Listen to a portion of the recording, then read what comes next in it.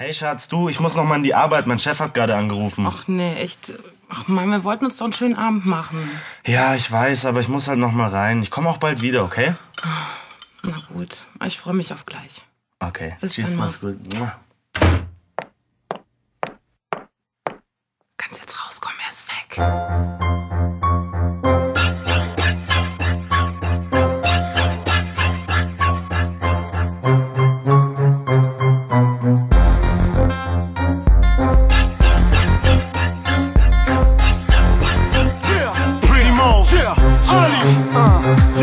Deine Frau ist ne Ho, wer weiß, ob sie anschafft. Gestern war ihr One-Night-Stand ne Eishockey-Mannschaft. Sie hat öfter Schwanz im Maul als ihre eigene Zahnbürste. Sie steht auf Penis mehr als Fußballfans auf Bratwürste. Sie ist immer feucht, so ist es prima.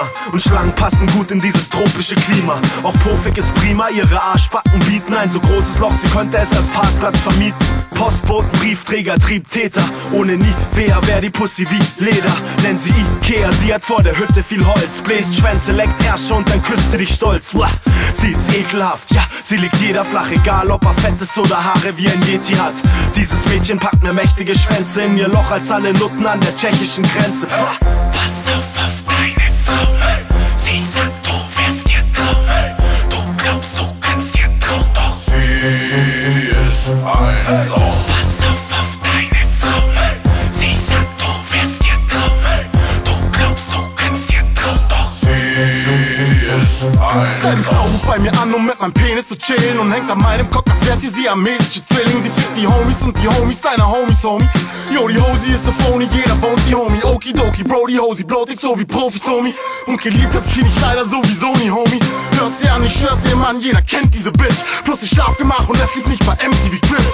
Nein, du Bastard, sie wurde im Rudel gebumst. Und ich mein, ich pass da, doch sie hatte Nudeln im Mund. Und bitte red jetzt nicht, du hast hier eine Schelle verdient. Ich mach nicht auf dicke Hose, als hättest du Elefantitis. Es ist die Wahrheit, Wichser, ja, mein Flitzer war in ihrem Tunnel. Sie hüpft von dick zu dick wie Tarzan von Lianen im Dschungel. Sie ist wie Vodafone, kassiert einen Monatslohn. Kommt nicht ständig dumm, noch hängt noch um wie Bogner Sohn. Yeah. Pass auf deine Frau, sie sagt, du wärst dir trau.